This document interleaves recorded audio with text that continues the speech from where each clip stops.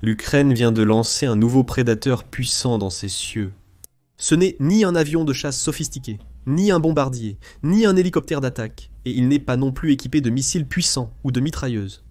Pourtant, c'est l'une des additions les plus précieuses et innovantes à l'arsenal militaire ukrainien, capable de sauver d'innombrables vies et de contrer les essaims destructeurs de drones russes. Il s'appelle le Shark, et voici un aperçu détaillé de ce que c'est, comment il fonctionne et pourquoi il est destiné à jouer un rôle déterminant dans la guerre en Ukraine. Le Shark est un avion léger, monomoteur, biplace, développé par la société tchécoslovaque Shark Aero. Cette entreprise a été fondée en 2006 et travaille donc sur ces avions depuis environ 2 décennies. Elle ne fabrique aucun autre produit, ce qui permet à l'équipe de Shark Aero de consacrer tout son temps, son énergie et son expertise à perfectionner l'avion Shark. Le résultat de leur travail acharné est l'un des avions ultra légers les plus impressionnants sur le plan technique au monde aujourd'hui. Mesurant 6,7 mètres de long, avec une hauteur de plus de 2,4 mètres, une envergure de près de 8 mètres et un poids de seulement 275 kg. À vide, il peut transporter plus de 100 litres de carburant et est propulsé par un moteur Rotax 912 ULS à 4 temps, ce qui permet à l'appareil d'atteindre une vitesse maximale de 300 km/h, soit 190 miles par heure, et de lui offrir une autonomie allant jusqu'à 2500 km, soit 1550 miles. Des dizaines de requins ont été vendus à des pilotes dans 26 pays à travers le monde, et ils ont été utilisés pour établir plusieurs records du monde Guinness. En 2022, par exemple, la pilote belgo-britannique Zara Rutherford a fait le tour du monde à bord d'un requin. Elle est devenue la plus jeune femme à accomplir un tour du monde en solitaire, et la première femme à le faire à bord d'un avion ultra léger. En résumé, le Shark est un avion fiable et éprouvé, mais il n'a jamais été conçu pour la guerre ni déployé dans une situation de combat réelle. Jusqu'à présent. Cette année, l'équipe de Shark Aero a décidé d'essayer quelque chose d'un peu différent. Ils ont mis leur talent à l'épreuve en créant une nouvelle version modifiée de leur célèbre avion Shark. Cela pourrait aider l'Ukraine à défendre son peuple, ses villes et son ciel. Ce Shark prêt pour la guerre a été présenté lors du récent salon du Bourget 2025, qui s'est tenu du 16 au 22 juin. L'expert en aviation franco-canadien et ancien pilote de chasse attéchué était présent au salon aéronautique. Et il a rencontré un représentant de Shark Aero pour en savoir plus sur la dernière création de l'entreprise. Le représentant a expliqué en quoi ce Shark se distingue de ceux qui l'ont précédé.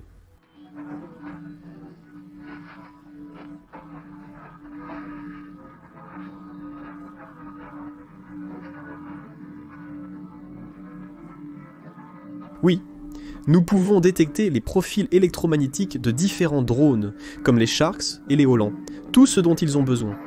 Une fois les drones détectés, nous pouvons les neutraliser grâce aux brouilleurs installés sous l'appareil. C'est une réelle amélioration. Tous les autres appareils Shark sont simplement conçus dans l'unique but de voler, avec des caractéristiques et des éléments de design axés sur le confort, la vitesse, la sécurité et l'efficacité. Celui-ci est très différent. Avec sa technologie intégrée de brouillage de drones, il a le pouvoir d'identifier les drones à proximité, de brouiller leur communication et de les faire s'écraser en spirale vers la Terre. Et chaque drone qui tombe au sol sans atteindre sa cible représente une perte pour la Russie et une victoire pour l'Ukraine. Le représentant de Shark Aero a ensuite expliqué exactement comment fonctionnent les brouilleurs du Shark.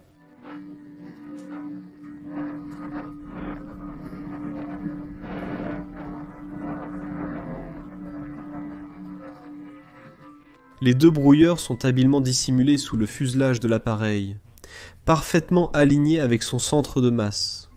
En opération, le Shark vole généralement à une altitude d'environ 6000 pieds, soit 1800 mètres, bien qu'il puisse atteindre 18 000 pieds, soit 5500 mètres.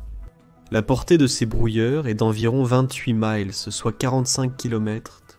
Même si cela peut ne pas sembler très élevé, c'est une portée très impressionnante pour un drone de brouillage de ce type. Et tous les drones qui s'approchent du requin sont plus ou moins condamnés à perdre le signal et à s'écraser au sol.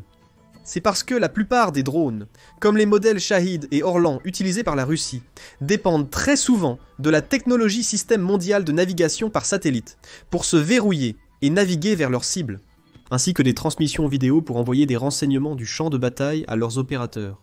Dès que ces communications sont bloquées, les drones perdent presque toute leur puissance et leur efficacité, devenant guère plus que des moteurs attachés à des explosifs, flottant dans le ciel sans rien pour les guider. Il est important de noter que certains drones, comme le Shahid, sont équipés de systèmes de navigation inertiels conçus pour prendre le relais si le signal système mondial de navigation par satellite est brouillé ou perturbé d'une manière ou d'une autre. Mais ces systèmes ne sont pas parfaits et ne sont pas conçus pour un brouillage prolongé. Ils ne sont qu'une méthode de navigation de secours qui peut aider un drone à rester sur sa trajectoire si son système mondial de navigation par satellite est brouillé pendant quelques minutes. Mais le requin peut, en théorie, continuer à brouiller le signal bien plus longtemps que cela. Et plus le drone fonctionne sans signal, moins il a de chances d'atteindre sa cible. Ajoutez à cela le fait que le requin a une portée de près de 2000 km, soit environ 1250 miles.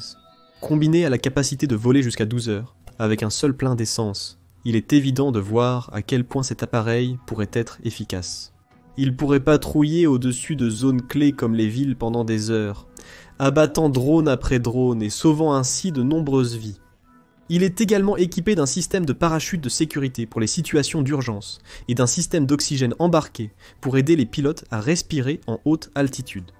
De plus, comme mentionné précédemment, il peut atteindre des vitesses maximales d'environ 300 km/h, 190 miles par heure, ce qui lui permet de se redéployer rapidement vers d'autres zones si nécessaire, ou de fuir rapidement une zone s'il risque d'être ciblé par les forces russes. Maintenant que nous avons passé en revue les spécifications techniques, il vaut la peine de se pencher sur les raisons pour lesquelles le Shark pourrait s'avérer inestimable pour l'Ukraine en matière de défense de ses villes. Tout d'abord, il est important de comprendre le contexte auquel l'Ukraine est actuellement confrontée. La population du pays fait face à des frappes de drones russes quasi constantes, et ces attaques ne se limitent pas seulement aux lignes de front et aux territoires contestés proches de la frontière. En effet, la Russie envoie régulièrement des drones en profondeur sur le territoire ukrainien, frappant diverses villes, y compris la capitale, Kiev. Les frappes ont augmenté en fréquence d'année en année depuis le début de la guerre, passant d'une moyenne mensuelle de 959 en 2024 à plus de 3450 frappes en 2025. Elles sont devenues si courantes que les drones représentent désormais environ 70% de tous les morts et blessés parmi le personnel militaire et les civils ukrainiens. Et même si l'Ukraine dispose de nombreux systèmes de défense pour lutter contre ces drones, y compris des systèmes de défense aérienne et des missiles, elle a besoin de toute l'aide supplémentaire possible. Parce que, même avec toutes ces défenses, certains drones russes frappent encore régulièrement leurs cibles prévues, causant de sérieux dégâts et entraînant des blessures et des pertes humaines continues. Il y a seulement quelques jours, dans la nuit du 3 juillet et jusqu'aux premières heures du 4 juillet, la Russie a lancé l'une de ses plus grandes attaques de drones jamais menées contre Kiev. Il aurait lancé un nombre record de drones sur la capitale ukrainienne. Des vidéos et des images de la scène montrent des explosions retentissant, des incendies faisant rage et des panaches de fumée remplissant le ciel, avec des débris et des épaves éparpillées dans les rues de la ville. L'attaque a fait au moins un mort et 23 blessés. D'innombrables civils ont passé la nuit à chercher refuge dans les stations de métro de la ville. Ils écoutaient le chaos et le carnage au-dessus de leur tête, en espérant survivre jusqu'au matin. Ce n'est pas un événement isolé. Kiev, comme toutes les autres villes d'Ukraine, doit régulièrement subir ce genre d'attaque. Certaines sont moins destructrices, mais d'autres sont bien pires. En juin par exemple, une frappe sur Kiev a fait 15 morts, et plus de 100 blessés lorsqu'une section entière d'un immeuble résidentiel a été détruite. Avec autant de frappes et une dévastation aussi étendue, l'Ukraine a du mal à suivre. Ces systèmes de défense aérienne sont surmenés. Et la récente nouvelle que les États-Unis ont interrompu les livraisons de missiles Patriot et d'autres armes à Kiev a été un coup dur pour le pays. L'arrivée du Shark, au moins, compense en partie cette mauvaise nouvelle, tout en offrant à l'Ukraine une nouvelle option efficace et performante pour se protéger contre les attaques de drones. Maintenant, l'un des meilleurs aspects de cet appareil est à quel point il pourrait s'avérer rentable pour l'Ukraine. Imaginez par exemple s'il était déployé dans le ciel près d'une grande ville comme Kiev. La prochaine fois que la Russie enverra un essaim de drones, le Shark pourrait brouiller les communications de ceux entrant dans son rayon d'action, éliminant des dizaines, voire des centaines d'entre eux, en quelques minutes. Certains de ces drones russes coûtent plus de 10 000 $ l'unité. Chacun de ces drones abattus représente une perte financière pour la Russie, mais l'Ukraine doit souvent utiliser ses propres défenses coûteuses pour les neutraliser. Elle pourrait devoir tirer des missiles coûteux, utiliser des systèmes de défense aérienne valant des millions, ou activer des radars haut de gamme. Et si certains drones atteignent aussi leur cible, cela représente plus de temps, d'argent, de main-d'œuvre et de ressources que l'Ukraine doit consacrer au déblaiement des décombres, au sauvetage des blessés et à la reconstruction des infrastructures endommagées. Le Shark change la donne. Il n'a pas besoin d'utiliser de missiles coûteux ou d'autres armes pour neutraliser les drones. Il peut simplement rester en vol stationnaire dans le ciel, laissant sa technologie de brouillage faire le travail. Pour chaque drone qu'il perturbe, c'est un missile de plus que l'Ukraine peut économiser. Et plus le requin travaille, plus les économies de l'Ukraine augmentent, et plus les pertes de la Russie s'accumulent. C'est tellement important en ce moment, à une période où la Russie intensifie vraiment ses attaques, et où son président Vladimir Poutine semble mort. Déterminé à utiliser une stratégie de force brute pour épuiser l'Ukraine dans le but de gagner la guerre le plus rapidement possible. Cette stratégie a clairement un impact sur l'Ukraine, entraînant la mort et la destruction à travers le pays, et le long des lignes de front. Mais cela a également un impact sur l'économie russe, des experts de premier plan ayant récemment averti que le pays est proche d'une récession majeure. On en est même arrivé au point où Poutine a finalement cédé et s'est engagé à réduire les dépenses militaires en 2026. Ainsi, si l'Ukraine parvient à tenir bon et à résister pendant le reste de 2025, elle pourrait constater que la pression commencera à diminuer l'année prochaine, ce qui pourrait ouvrir des opportunités pour des contre-attaques et la reprise des territoires perdus. Mais elle doit adopter une approche économique, en économisant de l'argent là où c'est possible, car elle ne dispose pas du même budget militaire colossal que la Russie. Les statistiques montrent que l'Ukraine fait un travail remarquable à cet égard jusqu'à présent. Lors d'une conférence de presse, le 21 juin, Oleksandr Syrski, commandant en chef de l'Ukraine, a révélé l'efficacité de leurs actions. Les frappes de drones du pays contre la Russie ont causé, rien qu'entre janvier et mai de cette année, des dégâts estimés à 10 milliards de dollars. Syrski a également expliqué que pour chaque dollar dépensé par l'Ukraine dans ses frappes de drones, cela a infligé 15 dollars de dégâts à la Russie. Les forces armées ukrainiennes s'efforcent également d'être tout aussi rentables dans leurs opérations de défense que dans leurs manœuvres offensives. Et le Shark peut y contribuer, grâce à ses faibles coûts opérationnels. Un autre grand avantage de ce système est l'effet qu'il peut avoir sur le moral et la confiance, aussi bien des Ukrainiens que des Russes. Comme expliqué précédemment, les forces russes dépendent désormais fortement des drones. Ils déploient régulièrement d'immenses essaims de drones au-delà de la frontière pour frapper des cibles ukrainiennes. Les Russes se sont habitués à l'efficacité impitoyable de leurs frappes de drones. Et même si certains drones sont inévitablement abattus par la défense aérienne ukrainienne, d'autres parviennent à passer et atteignent leurs cibles. Grâce à cela, la Russie est convaincue que ces attaques de drones continueront de réussir, jouant un rôle essentiel dans ses efforts continus pour affaiblir petit à petit les défenses de l'Ukraine. Pendant ce temps, les soldats et les civils ukrainiens ont appris à craindre les drones. Le bourdonnement distinct d'un drone au-dessus d'eux les fait frissonner, sachant que leur meilleur espoir est souvent de courir ou de se cacher, en espérant que le drone ne les repère pas ou n'explose pas à proximité. C'est un cycle constant de peur et de panique, mais le requin aide à briser ce cycle. Placé en hauteur, il pourrait défendre des populations entières contre de grands essaims de drones. Offrir au peuple ukrainien un peu d'espoir et de réconfort bien nécessaire en cette période d'adversité.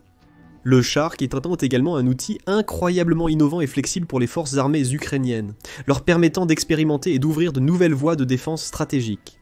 Bien sûr, des avions de guerre électroniques et des brouilleurs radio ont déjà été vus auparavant, mais le Shark apporte tout de même quelque chose de nouveau. Avec sa forme ultra légère, ses capacités de guerre électronique en temps réel, son impressionnante portée ainsi que son endurance. Ce nouvel avion anti-drone unique en son genre pourrait considérablement renforcer les défenses aériennes existantes de l'Ukraine. À des endroits stratégiques, l'Ukraine pourrait déployer des équipes mobiles avancées pour tirer sur les drones depuis le sol. Utiliser des missiles solaires fournis par l'Occident et fabriqués localement pour neutraliser les cibles de plus grande valeur. Et ensuite, faites en sorte que le requin plane juste un peu plus loin au-dessus pour abattre les drones en difficulté qui parviennent à passer. Sinon, il pourrait positionner le requin plus en avant, prêt à éliminer autant de drones que possible, avec des équipes de tir prêtes à frapper toutes les cibles aériennes, qui survivraient d'une manière ou d'une autre au brouillage. Un engin, comme celui-ci, bouleverse et redéfinit les règles de ce à quoi la défense aérienne peut et doit ressembler. Pendant longtemps, on s'est beaucoup concentré sur les avions de chasse sophistiqués, parfois valant des centaines de millions de dollars chacun, et sur des systèmes de défense aérienne complexes avec des plateformes de missiles mobiles, des radars et des équipes entières d'opérateurs. Il a longtemps été communément admis que ce genre de technologie de pointe était les seuls moyens de vraiment contrer les menaces de plus en plus présentes des bombardements de drones et de missiles. Le Shark prouve le contraire. Comparé à ses avions et à ses systèmes, cet appareil est bon marché, simple, voire basique. Pourtant, on peut dire qu'il est tout aussi important et efficace dans des situations réelles lorsqu'il s'agit de repousser des vagues de véhicules aériens sans pilote. C'est une force perturbatrice dans tous les sens du terme. Et si l'Ukraine pouvait recevoir ou même fabriquer plus d'appareils comme celui-ci, cela pourrait changer complètement la donne de cette guerre et obliger la Russie à repenser totalement sa tactique. Car la stratégie du Kremlin, très axée sur les drones, ne serait plus aussi efficace qu'elle l'a été jusqu'à présent. C'est exactement ce dont l'Ukraine a besoin. C'est pourquoi elle cherche depuis un certain temps déjà de nouveaux moyens de contrer les drones. Comme le note le commandant en chef Sersky, l'une des pistes prometteuses pour lutter contre les drones Shahed est l'utilisation d'avions légers. Nous disposons déjà de tels moyens aériens, et de nouveaux projets sont en cours, grâce à l'aide financière et matérielle de nos partenaires. Ces plateformes modernes sont équipées de systèmes de navigation et d'armement avancés, ce qui renforcera l'efficacité des opérations de lutte contre les drones. Bien sûr, malgré tous ces avantages, le nouvel avion de guerre électronique anti-drone Shark n'est pas parfait. Quelques inconvénients méritent d'être mentionnés. Tout d'abord, un seul de ces avions ultra légers a été fabriqué et livré à l'Ukraine jusqu'à présent. Bien qu'il soit certainement possible que d'autres arrivent à l'avenir, aucun plan officiel n'a encore été annoncé. Pour faire face à cela, l'Ukraine pourrait s'inspirer du Shark pour développer ses propres appareils similaires, ou commander davantage de modèles Shark standards auprès de Shark Aero, et les équiper de la technologie de brouillage nécessaire. Deuxièmement, le Shark ne possède pas de capacité défensive intrinsèque contre les avions de chasse, les tirs ou les frappes de missiles air-sol. De ce fait, il est peu adapté au travail en première ligne. C'est une petite cible, et elle peut se déplacer à grande vitesse, donc elle pourrait échapper aux tirs ennemis pendant un certain temps, mais elle sera probablement abattue tôt ou tard. Dans son état actuel, cet appareil sera sans doute utilisé loin du front, dans l'espace aérien ukrainien lui-même, peut-être pour surveiller le ciel au-dessus de Kiev ou d'autres grandes villes afin d'abattre tout drone qui entrerait dans sa portée. Cela dit, les avantages du Shark l'emportent largement sur ses inconvénients, et cela représente un excellent ajout à l'arsenal anti-drone de l'Ukraine. Et c'est un autre exemple remarquable d'alliés à travers l'Europe et le monde occidental qui font tout leur possible pour innover et soutenir les valeureux défenseurs de l'Ukraine. Où qu'il soit déployé, le Shark aidera inévitablement à abattre un drone russe après l'autre, sans que les forces armées ukrainiennes aient besoin d'utiliser leur stock limité de missiles, ou de risquer d'endommager ou de détruire leurs systèmes de défense aérienne les plus précieux et les plus puissants. Et c'est une bonne nouvelle pour l'Ukraine, et une mauvaise nouvelle pour la Russie. Découvrez maintenant d'autres bonnes nouvelles pour l'Ukraine dans notre vidéo qui détaille la maîtrise croissante du pays dans la guerre par drone. Ou regardez notre analyse de l'arme acoustique révolutionnaire et peu coûteuse que l'Ukraine utilise désormais pour localiser les drones ennemis, les missiles et l'artillerie, avec une précision stupéfiante. Et enfin, assurez-vous de vous abonner à notre chaîne d'information fiable numéro 2, pour des rapports quotidiens plus détaillés depuis les lignes de front et au-delà.